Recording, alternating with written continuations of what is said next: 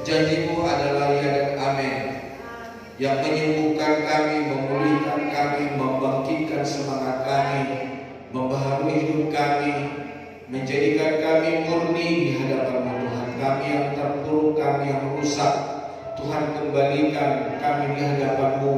Sungguh berkenan, dan kami adalah ahli waris dari segala janji dan kebenaran firman-Mu Tuhan. Berkati firman-Mu pagi hari ini, Roh Kudus-Mu bekerja atas hidup kami. Biarlah Tuhan yang berbicara lewat hamba-Mu Tuhan, urapi dengan kuasa dengan Roh Kudus-Mu. Segala kuasa yang bukan dari Tuhan yang ingin mencuri kebenaran firman Tuhan, kami tolak, kami hancurkan, patahkan dalam nama Tuhan Yesus. Kasih karunia anugerah Tuhan Yesus menjadi milik bagian kami, pertengahan ibadah dan sampai pada akhirnya. Di dalam nama Tuhan Yesus kami berdoa, dan kami sambut kebenaran firman Tuhan yang diberkati Tuhan. Sama-sama berkata amin. Silakan duduk Bapak Ibu Saudara. Selamat pagi, shalom. Shalom. Apa kabar? Hari ini kita akan belajar kebenaran firman Tuhan adalah mengatasi emosi negatif. Nah, kita langsung saja membuka Alkitab kita di dalam 1 Raja-Raja pasal yang ke-19, 1 Raja-Raja pasal 19 ayat yang pertama sampai ayat yang ke-8. 1 Raja-Raja pasal 19 ayat 1 sampai ayat 8. Sudah ketemu? Ya, kalau sudah ketemu, yuk kita baca bersama supaya kita mengerti kebenaran firman Tuhan. 2, 3. Ketika Ahab memberitahukan kepada Isabel segala yang dilakukan Elia dan perihal Elia membunuh semua nabi itu dengan pedang, maka Isabel menyuruh seorang suruhan mengatakan kepada Elia, beginilah kiranya para Allah menghukum aku, bahkan lebih lagi daripada itu, jika besok kira-kira pada waktu ini aku tidak membuat nyawamu sama seperti nyawa salah seorang dari mereka itu, maka takutlah ia, lalu bangkit dan pergi menyelamatkan nyawanya. Dan setelah sampai ke Berseba yang termasuk wilayah Yehuda, ia meninggalkan bujangnya di sana. Tetapi ia sendiri masuk ke padang gurun sehari perjalanan jauhnya, lalu duduk di bawah sebuah pohon ara.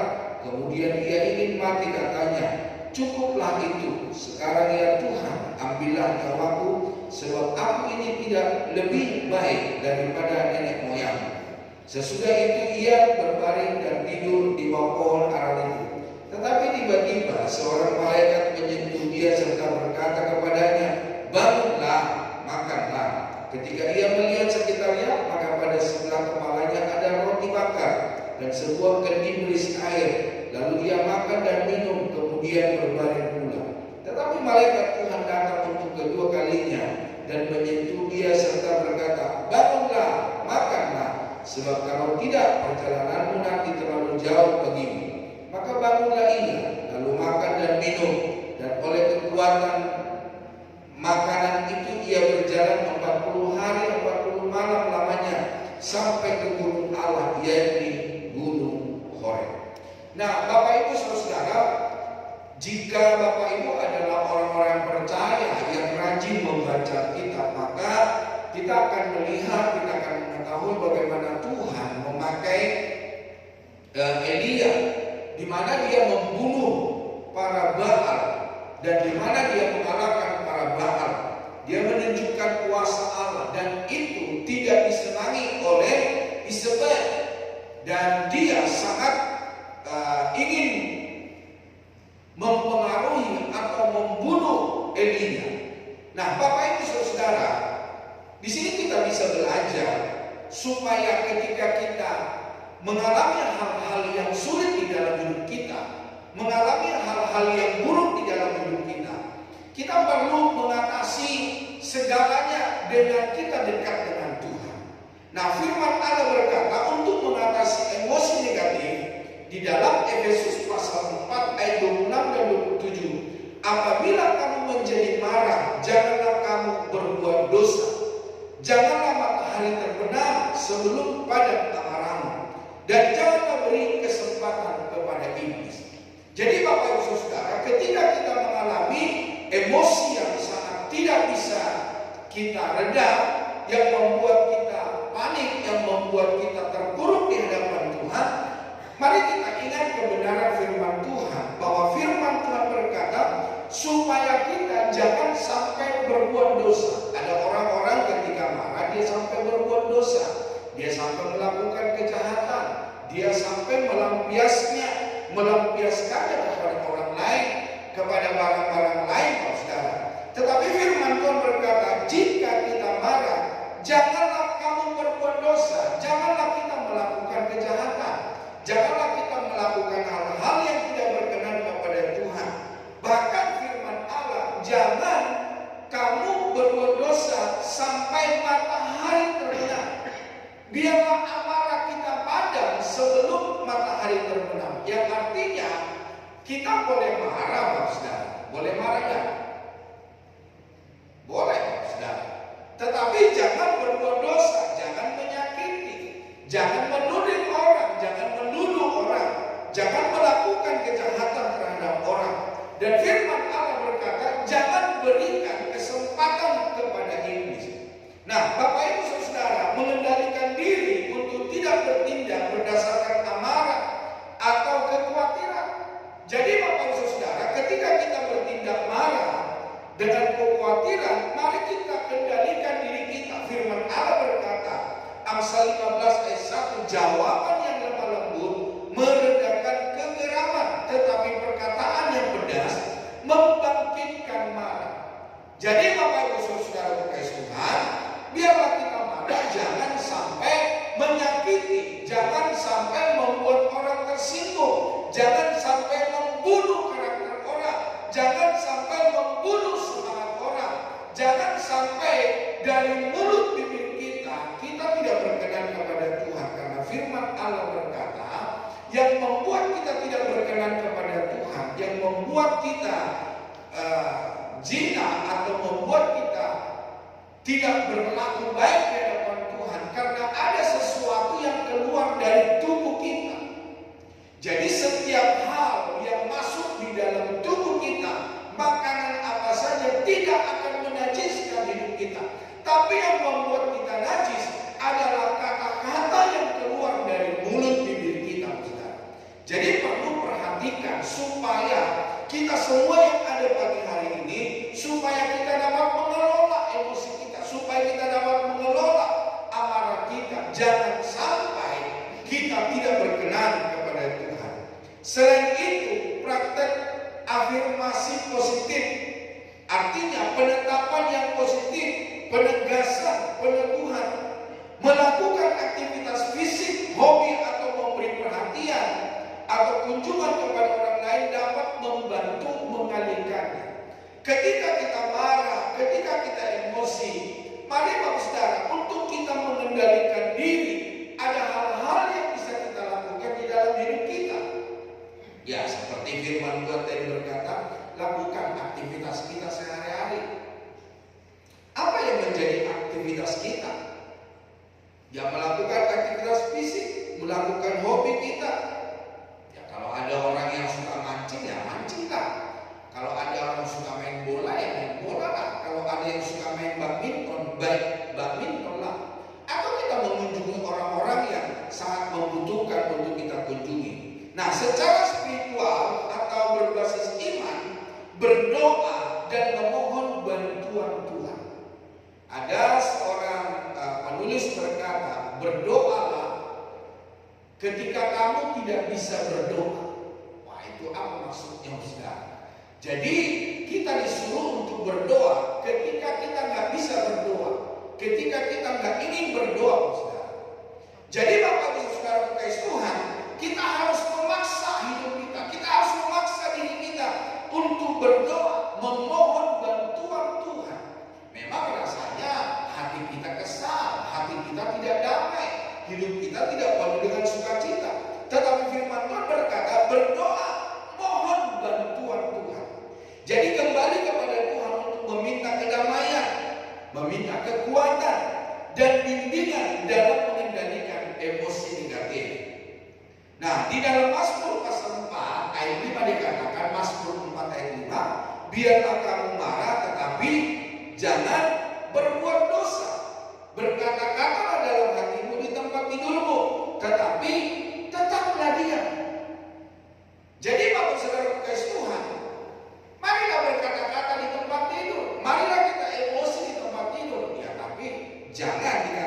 jangan berbuat dosa. Jadi Bapak Ibu Saudara kasih Tuhan, nah di dalam tempat tidur itu kita bisa berkata-kata jahat, saudara. Makanya Tuhan bilang jangan berbuat dosa.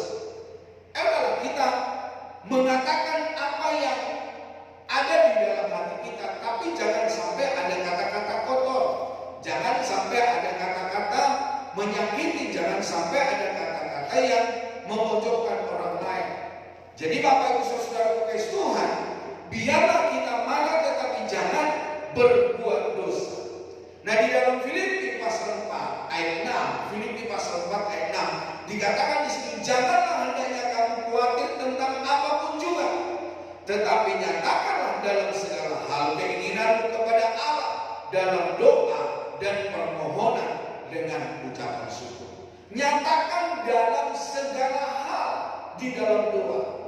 Jadi bukan hanya kita pengen diberkati oleh Tuhan, bukan hanya kita pengen ditolong oleh Tuhan, tetapi ketika kita menghadapi emosi amarah, Bapak Ibu Saudara, supaya kita datang kepada Tuhan. Apa yang kita khawatirkan tentang orang lain, apa yang kita takutkan terhadap orang lain, firman Tuhan berkata, nyatakan di dalam doa kepada Allah. Jadi ngomonglah sama Tuhan supaya emosi kita reda, ajukanlah sama Tuhan. Tapi jangan lupa, setelah kita berkata, mengatakan apa yang menjadi isi hati kita, jangan lupa bersyukur dan berkata terima kasih Tuhan buat anugerah Tuhan, terima kasih buat kesempatan keberadaan Tuhan yang berlaku di dalam hidup saya, terima kasih buat persoalan yang ada, terima kasih buat masalah yang ada, saudara. Nah, secara spiritual atau berbasis iman, mari kita mengandalkan firman Tuhan. Jadi maksudnya mengingat ayat-ayat Alkitab tentang amarah dan kedamaian dapat memberikan penghiburan dan panduan. Nah misalnya di dalam Ayub 36 ayat yang ke-13, Ayub pun mengalami masalah, persoalan yang sangat besar, tetapi dia berkata, orang-orang yang fasik hatinya menyimpan kemarahan. Mereka tidak berteriak minta tolong kalau mereka dibelenggunya. Jadi ada orang-orang, saudara, ketika mereka emosi, ketika mereka marah, ketika mereka mengalami hal-hal yang tidak sesuai dengan kerinduannya, mereka tidak minta tolong kepada Tuhan. Mereka tidak minta tolong supaya Tuhan melepaskan dia dari belenggu keamarahan, saudara. Tetapi hari ini Tuhan berkata supaya kita jangan menjadi orang yang fasik, menyimpan kemarahan, meluapkan kemarahan, mempraktekkan kemarahan. Tetapi marilah kita minta tolong kepada Tuhan supaya belenggu itu dilepaskan daripada kita, supaya kita dapat mengampuni diri kita. Minggu lalu kita sudah berbicara supaya kita dapat memaafkan diri sendiri, mengampuni diri sendiri. Jadi Bapak Ibu Saudara, sekali lagi jangan sampai kita berkata, bagaimana saya mau mengampuni dia, enak sekali dia. Bapak Ibu Saudara, ketika kita mengampuni orang lain, bukan orang itu yang diberkati oleh Tuhan, tetapi kita yang memberikan pengampunan, itulah yang ditolong dan dibela oleh Tuhan. Jadi Bapak Ibu Saudara kasih Tuhan, ketika Bapak Ibu mengalami kemarahan oleh karena kelakuan orang, ampunilah, karena firman Tuhan juga berkata, ampunilah. Yesus berkata, ampunilah mereka ini, sebab mereka tidak tahu apa yang mereka perbuat. Jadi artinya bagi ketika kita mengampuni orang, bukan orang itu yang dipulihkan oleh Tuhan, bukan orang itu yang disembuhkan oleh Tuhan, bukan orang itu yang dibebaskan oleh Tuhan, tetapi saya yang memberikan pengampunan. Itulah yang dibebaskan oleh Tuhan dari belenggu. Saya yang memberikan pengampunan. Itulah yang dipulihkan, yang dikeluarkan dari pagar besi, dari apa itu namanya,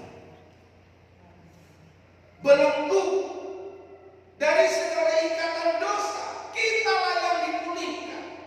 Jadi bukan orang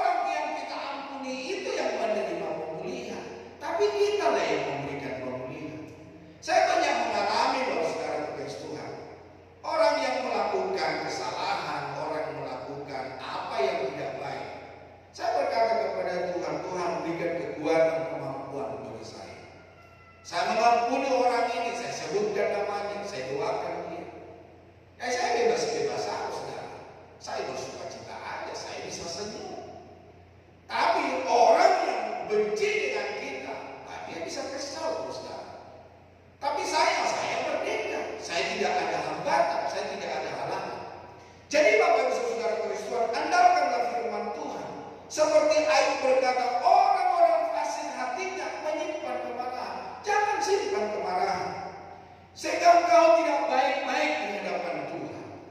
Hidupmu akan menjadi susah, Bapak Saudara. Nah, secara spiritual berbasis iman, fokus pada Tuhan. Kalau tadi kita fokus kepada kebenaran firman Tuhan, sekarang kita fokus kepada Tuhan, mengingat rencana Tuhan untuk damai sejahtera dan dapat menggeser fokus dari masalah pribadi ke hal yang lebih positif. Ada sebuah firman Tuhan berkata, mari kita melakukannya dengan memandang dengan mata yang tertuju kepada Allah. Jadi segala sesuatu yang kita lakukan, mari mata kita tertuju kepada Tuhan. Jangan tertuju kepada masalah, jangan tertuju kepada persoalan, jangan tertuju kepada orang-orang yang membuat kita marah atau kita yang marah, kita yang membuat marah hidup kita, saudara. Jadi hari ini, saudara, mari kita fokus kepada Tuhan. Karena firman Tuhan berkata supaya mata kita tertuju kepada Tuhan ketika kita melakukan segala sesuatu. Di dalam Mazmur 37 ayat yang pertama, Mazmur 37 ayat yang pertama dikatakan apa? Boleh baca bersama dari Daud. Janganlah marah karena orang yang berbuat jahat. Jangan iri hati kepada orang yang berbuat curang, sebab mereka segera lisut seperti rumput dan layu seperti tumbuh-tumbuhan hijau. Percayalah kepada Tuhan dan lakukanlah yang baik. Diamlah di negeri dan berlakulah setia dan bergembiralah karena Tuhan. Maka Ia akan memberikan kepadamu apa yang diinginkan hati. Jadi tidak mungkin, Bapak Saudara, Tuhan menolong kita, Tuhan menjawab kita ketika di dalam hidup kita banyak amarah, Bapak Saudara. Dan orang yang penuh dengan amarah, wajahnya itu tidak menyenangkan. Wajahnya itu akan menyeramkan, Bapak Saudara. Dan orang yang begitu marah, postur tubuhnya pun tidak enak, tidak elok kita lihat. Seperti banyak sakit-sakit. Kenapa? Menyimpan amarah. Bilang dulu kiri kanannya, ayo bebaskan dirimu dari segala amarah. Mari kita berikan pengampunan. Sekalipun ada orang menyakiti kita, lepaskan pengampunan. Bapak Ibu saudara-saudara terkasih Tuhan, apa yang menjadi firman Tuhan, janji kebenaran firman Tuhan, itu ya dan aman di dalam hidup kita. Coba di dalam Amsal 14 ayat 9. Amsal 14 ayat 9, baca bersama 2-3. Orang yang sabar besar pengertiannya, tetapi siapa cepat marah membesarkan kebodohan. Nah, ada nggak di antara kita yang cepat marah, saudara? Berarti Anda itu sedang membesarkan kebodohan. Jadi Bapak Ibu saudara terkasih Tuhan, mari kita orang-orang yang sabar supaya apa? Kita besar pengertian. Jangan kita menjadi pemarah, sedikit-sedikit marah, sedikit-sedikit mengamuk, Bapak Saudara. Tidak ada seorang pun yang tahu apa masalah persoalan Anda marah-marah. Firman Tuhan berkata Anda sedang membesarkan kebodohan Anda sendiri. Jadi Bapak Ibu Saudara, banyak orang berkata kamu orang bodoh, padahal dia lupa dia sendiri orang bodoh yang suka-suka marah. Nah, secara psikologis dan tindakan nyata, afirmasi positif. Jadi, mari kita yakinkan diri sendiri bahwa Anda mampu mengatasi emosi negatif dengan afirmasi. Misalnya, semua ini hanya sementara. Atau bisa kita berkata, aku pernah menghadapi hal serupa. Jadi, Bapak Saudara, dalam setiap masalah persoalan, mari kita menegaskan, mari kita memperkatakan bahwa kita mampu menghadapinya, bahwa kita tidak seperti itu. Yang berikutnya, Bapak Saudara, secara psikologis dan tindakan nyata, pahami pemicunya. Kenapa kita sampai marah? Makanya seperti yang saya bilang tadi, kadang kita ini gampang marah, kita tidak tahu apa masalah persoalannya.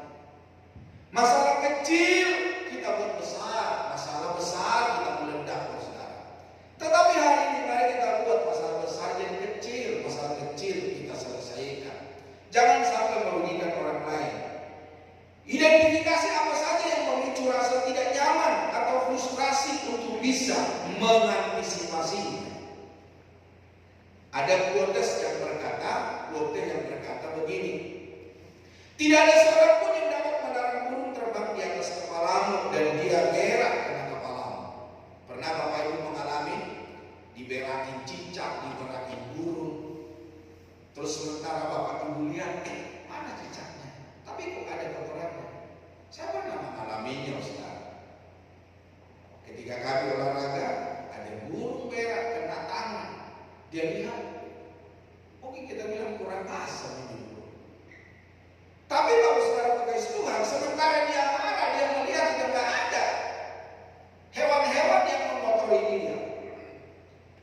Tapi yang bisa kita cegah, saudara, yang bisa kita cegah, jangan biarkan burung itu bersarang di atas kepala Anda.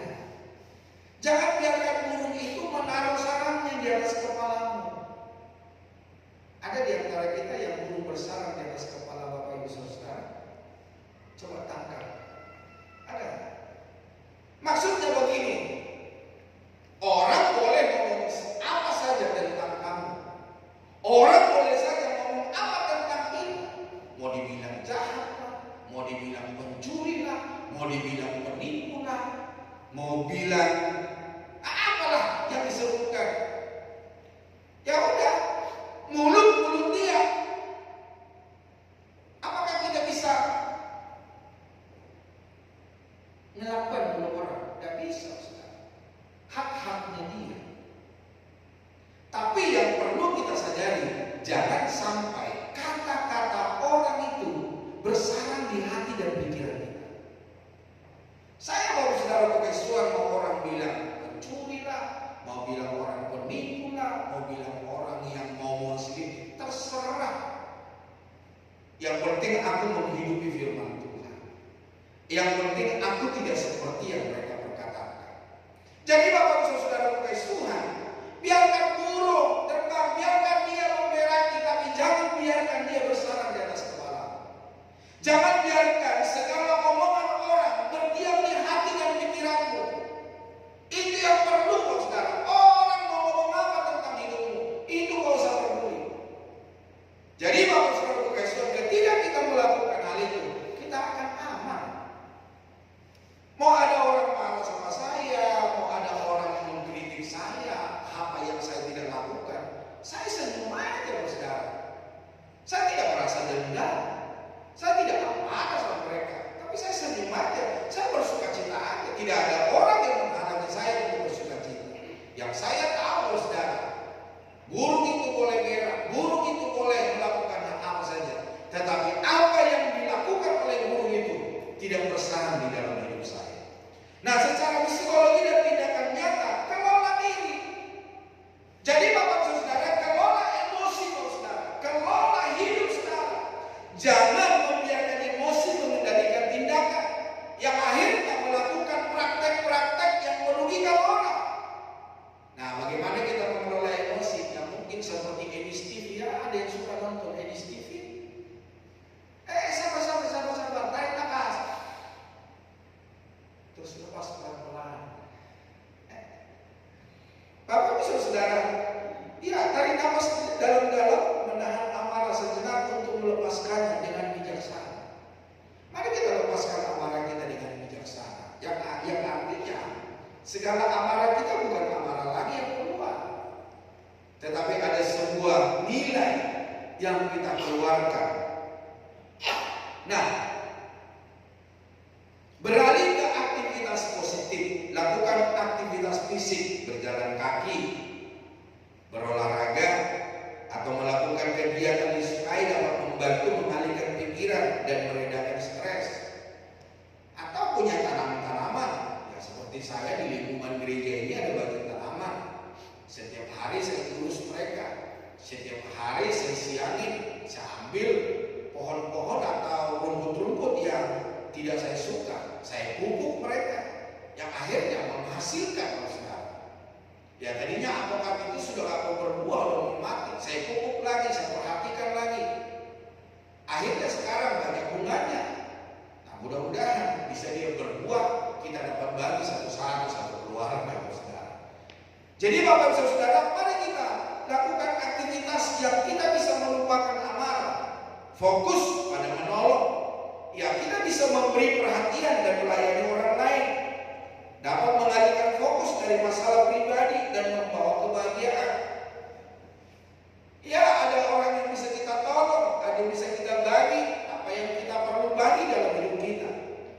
Nah, Elia adalah seorang nabi Tuhan yang dalam pelayanannya dipakai Tuhan luar biasa. Namun, bisa juga kemudian ia tertekan dalam terjerat dalam depresi serta emosi negatif.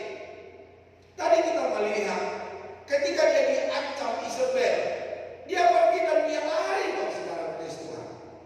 Nah, bagaimana dia bisa keluar dari jerat depresi dan emosi negatif? Yang pertama saya pelajari saudara, mengatasi dengan berhenti.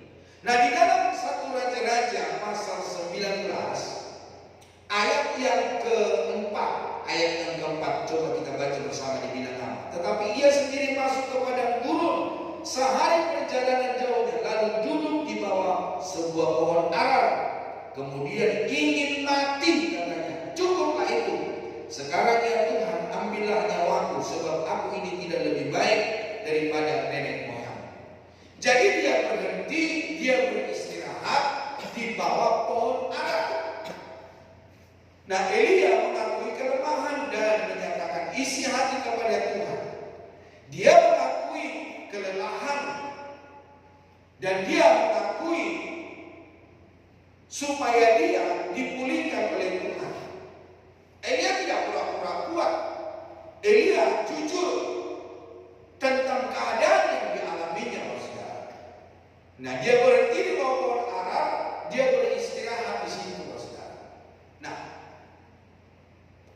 ada sebuah firman Tuhan berkata, jika tidak bisa mengelola emosi, ketika kita tidak bisa mengelola ego, maka Mazmur 36 ayat 2 kita mulai dikatakan apa? Dosa bertutur di lubuk hati orang fasik. Rasa takut kepada Allah tidak ada pada orang itu, sebab ia membujuk dirinya sampai orang mendapati kesalahannya dan membencinya. Suka nggak kita begini? Kita membujuk diri kita, kita marah, kita pikir enak. Akhirnya kita ada di jalur dosa. Sampai orang mengetahui apa yang kita lakukan. Kenapa Pak? Kenapa Mak? Kenapa Nak? Kenapa Papa Mama? Kita membujuk diri kita untuk kita hidup di dalam dosa. Nah, perkataan dari mulutnya ialah kejahatan dan tipu daya. Ia berhenti berlaku bijaksana dan berbuat baik. Jadi orang-orang fasik itu ketika mereka ada di dalam ego, dalam emosi, mereka berhenti dalam kebaikan.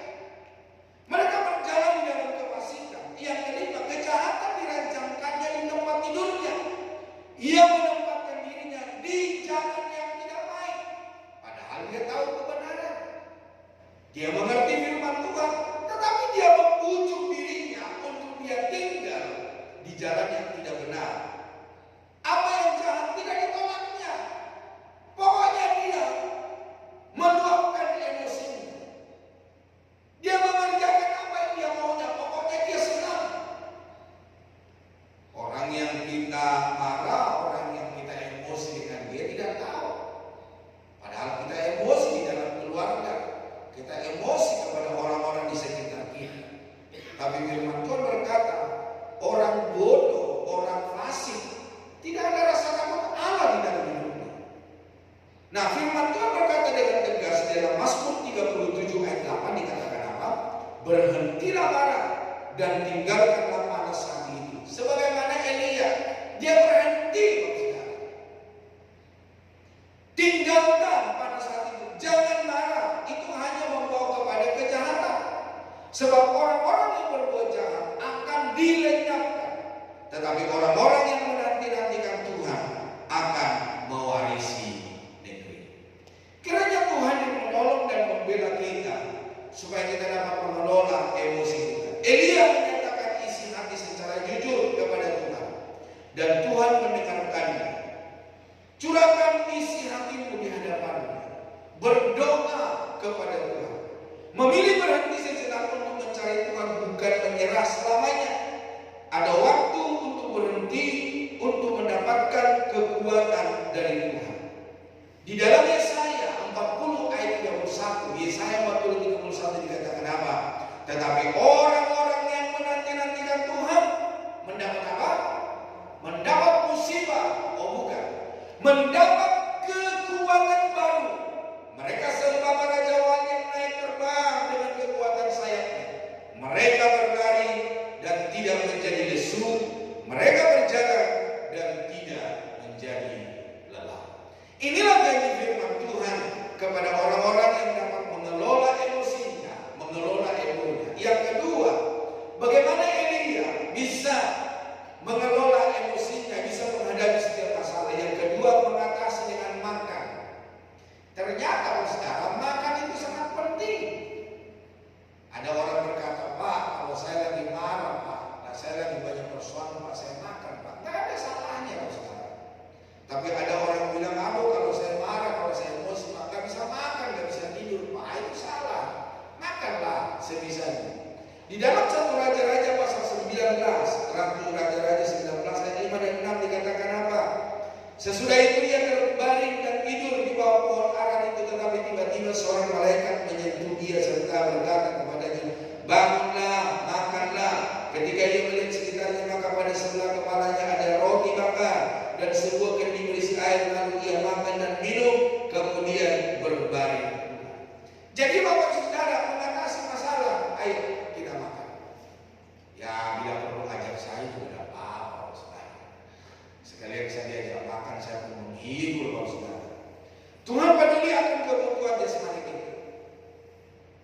Ya kalau kita sehat, kita akan mampu menghadapi masalah dan persoalan. Betul Bapak Saudara. Pemulihan emosi dimulai dengan memperhatikan fisik. Dalam hal ini makan untuk mempertahankan kesehatan. Ya tidak mungkin orang bisa bertahan, tidak mungkin orang bisa mengalami kemenangan kalau mereka dalam keadaan lapar. Tetapi hari ini Bapak Saudara, firman Tuhan mengajar kita, ketika kita mengalami emosi ego, jangan lupa makan ya. Ayo Bapak Saudara, jangan lupa makan. Nah, ada tulisan di situ, banyak masalah dan persoalan bisa diatasi di meja makan. Betul nggak kira-kira? Bapak Ibu Saudara, yang banyak masalah, banyak persoalan. Para pengusaha pun menghadapi masalah persoalan dan mereka ada di meja makan, saudara, dengan lawan bisnisnya. Pemulihan menyeluruh, rohani, mental, dan fisik berjalan bersama-sama. Jangan abaikan istirahat dan kesehatan. Fisik saat mengalami tekanan batin, menguatkan diri untuk kembali menghadapi kenyataan, bukan lari dari masalah. Jangan lari dari masalah, saudara. Bapak Ibu, kita tidak akan bisa mengalami kemenangan, kita tidak bisa menyelesaikan masalah. Firman Tuhan berkata, sekalipun kita lari ke gunung yang paling tinggi, ke laut yang paling dalam, kalau Tuhan yang mengizinkan, kita akan tetap mengalami masalah persoalan. Tapi hadapilah. Karena saya punya peribahasa begini. Tuhan mengizinkan aku dalam kelaparan supaya aku tahu, oh namanya makan itu enak. Tuhan mengizinkan saya di dalam sakit penyakit. Tidak mungkin saya bisa tahu bahwa Tuhan itu adalah penyembuhku kalau aku tidak pernah sakit. Jadi kalau aku sakit, Tuhan mengizinkan supaya saya tahu arti sakit itu, saudara. Supaya tahu mengandalkan Tuhan. Tuhan mengizinkan saya terjatuh, saudara. Untuk apa? Supaya saya mengerti bahwa Tuhan itu adalah penolong. Jadi segala sesuatu yang terjadi, masalah persoalan yang terjadi dalam hidup kita, Tuhan izinkan supaya kita mengenal siapa Tuhan kita. Bapak Ibu ingat ayat pasal 42 ayat 5 dikatakan, aku mengenal engkau hanya dari kata orang saja. Tapi sekarang setelah aku mengalami masalah, hartaku habis, kambing dombaku habis, anak-anakku pun mati semua, istri yang kukasihi tidak menolong aku. Tetapi aku berkata, dengan mata kepalaku sendiri, aku melihat Tuhan. Aku tahu Jadi bukan karena kata pendeta, bukan karena pemimpin pujian, bukan karena sinar pemusik orang-orang yang lain di gereja, saya tahu dengan engkau. Tapi sekarang dengan mata kepalaku sendiri, aku melihat bahwa Tuhan ada dan sanggup melakukan segala perkara. Masalah tidak selalu langsung hilang. Kita perlu bersiap menghadapinya. Yang terakhir, yang ketiga, saudara, mengatasi dengan berjalan kembali. Jadi Bapak Ibu Saudara Tuhan, ketika kita beristirahat, Tuhan mengizinkan kita untuk kita punya kekuatan baru dan kita menghadapinya kembali. 19 ayat 8 dikatakan, maka bangunlah ia, lalu makan dan minum, dan oleh kekuatan makanan itu ia berjalan 40 hari 40 malam. Jadi setelah dia makan beristirahat, dia tidak makan lagi. Karena dikatakan dari makanan itu ia berjalan 40 hari 40 malam lamanya sampai ke gunung Allah, yakni Gunung Horeb. Wow, luar biasa saudara. Tuhan memberi kekuatan baru perjalanan selanjutnya. Setelah cukup waktu istirahat dan makan, Tuhan mengutus Elia untuk berjalan lagi. Nah, berjalan kembali ke jalan yang benar, ke arah kebaikan, atau kepada Tuhan setelah menyimpang atau mengalami kesulitan. Ini melibatkan upaya untuk mengakui kesalahan, menerima tuntunan Tuhan, dan berusaha hidup sesuai dengan kehendaknya untuk menemukan kedamaian dan tujuan. Di dalam Efesus pasal 4 ayat 17 mulai. Efesus pasal 4 ayat 17 dibilang apa? Sebab itu kukatakan dan kutegaskan ini kepadamu di dalam Tuhan, jangan hidup lagi sama seperti orang-orang yang tidak mengenal Allah, dengan pikirannya yang sia-sia dan pengertiannya yang gelap, jauh dari hidup persekutuan dengan Allah, karena kebodohan yang ada di dalam mereka dan karena kedegilan hati mereka. Perasaan mereka telah tumpul sehingga mereka menyerahkan diri kepada hawa nafsu dan mengerjakan dengan serakah segala macam kecemaran. Tetapi kamu bukan demikian. Kamu telah belajar mengenal Kristus. Jadi orang-orang yang mengenal Kristus tidak menjerumuskan hidupnya di dalam dosa. Jadi Bapak Ibu Saudara bisa renungkan, bisa kita riwayat kembali siapa kita jam yang lalu, siapa kita hari yang lalu, siapa kita seminggu yang lalu. Apakah kita orang fasik? Apakah kita hidup mengenal Tuhan dengan baik? Apakah kita orang-orang yang memikirkan kekekalan, atau kita hidup di dalam kesia-siaan? Jadi Bapak Ibu Saudara Tuhan, mari perasaan kita jangan tumpul, saudara. Ketika Tuhan berbicara di dalam hidup kita, mari kita dengan sigap berkata, iya Tuhan, aku mau berubah. Jangan berhenti di lembah keputusasaan.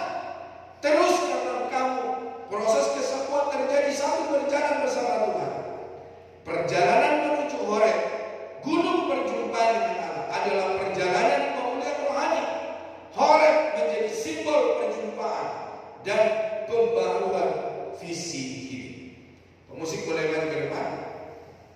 Makna berjalan kembali dalam konteks spiritual, yang artinya mari kita kembali ke jati diri spiritual, mengacu pada proses perenungan dan perubahan untuk kembali hidup selaras dengan firman Tuhan setelah terjerumus dalam dosa atau kesalahan. Jadi mari kita berbalik, mari kita bertobat, kembalilah, hiduplah dalam kebenaran. Jangan tegar, jangan tengguh, jangan berkeras hati. Bukan orang yang bukan lawan kita yang menawan kita, tetapi Tuhan yang kita percayai. Dialah yang akan mengulurkan tangannya menolong kita atau memberikan sesuatu yang kita tidak bisa hadapi di dalam hidup ini. Yang berikutnya, mengikuti tuntunan Tuhan, menyadari bahwa Tuhan menuntun dalam segala hal, dan kita perlu mendengarkan serta mengikutinya untuk menjalani hidup yang benar dan beruntung. Nah, memulihkan hubungan dengan Tuhan setelah mengalami kesulitan atau kesalahan,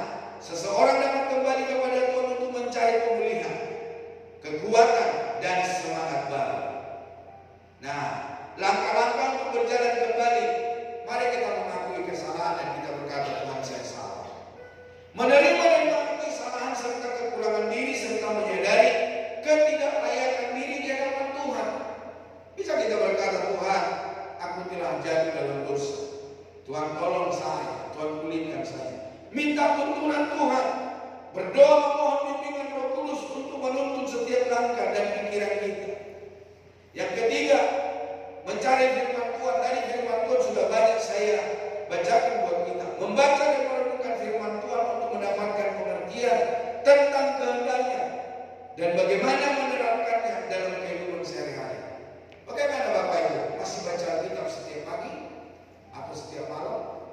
Saya bersyukur kami di kumpulan para pria-pria ada beberapa orang yang memberikan diri untuk baca Alkitab, Ustaz.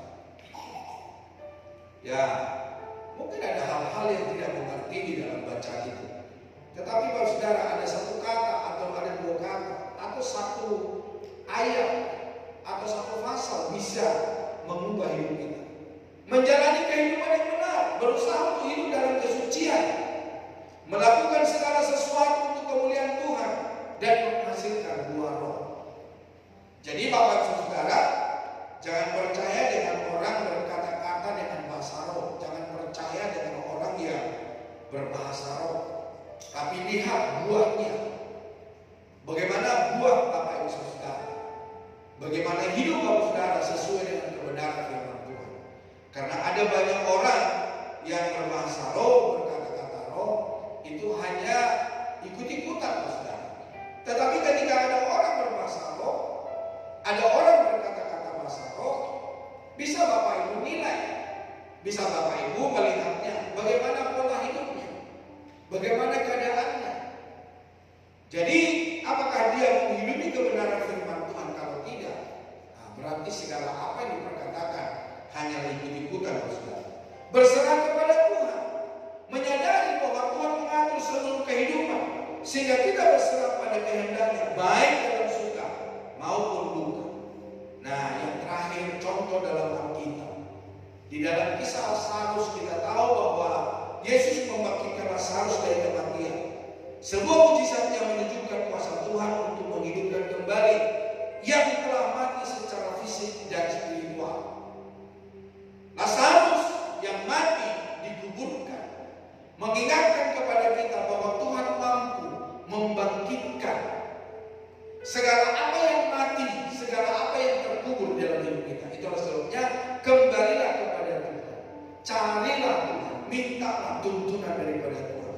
Kisah Petrus berjalan di atas air, tetapi kemudian mulai tenggelam saat keraguannya menguasainya, menunjukkan pentingnya iman dan kepercayaan penuh kepada Tuhan. Ingatlah saudara, apa yang menenggelamkan hidup kita? Apa yang menenggelamkan rohanimu? Apa yang menenggelamkan semangatmu? Ingat, ketika Petrus jatuh dan tenggelam, Yesus dapat memulihkan dia. Yesus dapat menyuruh Petrus berjalan di atas air.